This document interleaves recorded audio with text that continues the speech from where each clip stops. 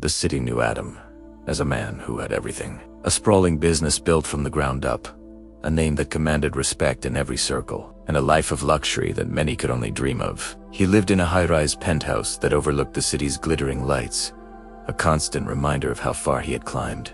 Yet, every night, when the city slept, Adam was wide awake, haunted by the shadows of his ascent. He had built his empire on a foundation of broken trusts, clever deceptions, and promises he never intended to keep.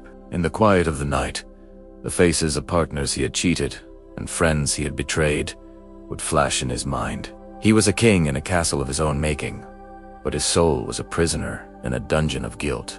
One Friday, seeking a moment of peace he couldn't find elsewhere, he found himself in a local mosque. The imam's voice was calm but powerful as he spoke of Allah's mercy.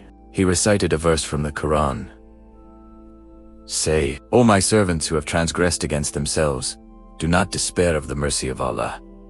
Indeed, Allah forgives all sins. Indeed, it is He who is the forgiving, the merciful."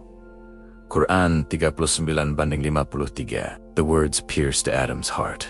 For years, he had believed he was too far gone, that the ink on his deeds had dried black and permanent. The Imam spoke of Tawbah nasuha, sincera repent. He explained it wasn't just a simple prayer for forgiveness, but a profound process of transformation with 4 conditions. First, one must immediately abandon the sin. Second, one must feel deep, genuine remorse for what was done. Third, one must have a firm, unwavering resolve never to return to that sin again. And fourth, if the sin involved the rights of another person, those rights must be restored. This last condition struck Adam like a bolt of lightning. It was the one he had always feared. It was easy to pray in seclusion, but to face the people he had wronged, that required a courage he wasn't sure he possessed. That night, Adam didn't sleep. He paced his penthouse, the city lights below, mocking his inner darkness.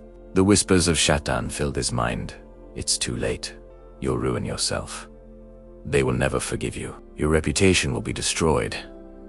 But the Imam's words echoed louder. "Do not despair of the mercy of Allah."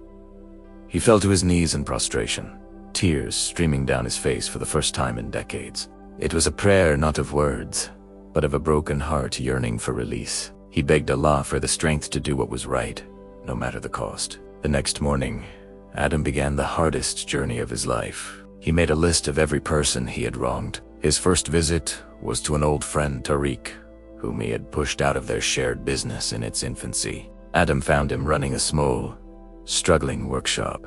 With a heavy heart and trembling voice, Adam confessed everything and offered to return Tariq's full share of the company's current value, plus compensation for the lost years. Tariq listened, his face a mask of old pain and disbelief. There was a long silence. Then, he looked at Adam and said, "I never thought I'd see this day. I don't want your money, Adam. I want the truth to be known, and I want my friend back."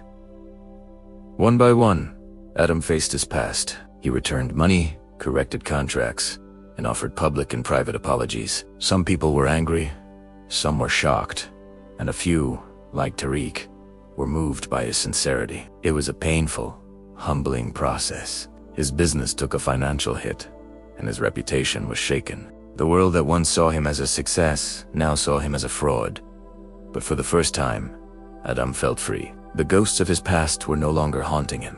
They were being faced with truth and accountability. He restructured his entire company on principles of ethics and transparency. He began dedicating a significant portion of his profits to charity, funding educational programs and helping young entrepreneurs start their businesses the right way. His life was no longer about accumulation, but about contribution. The penthouse felt less like a castle and more like a home. The city lights no longer seemed to mock him. They seemed to reflect a new light that now shone from within. Years passed. Adam's business, built on this new foundation of integrity, flourished in ways he had never imagined. There was a barakah, a blessing in his wealth that wasn't there before. He was still a respected man, but not for his riches.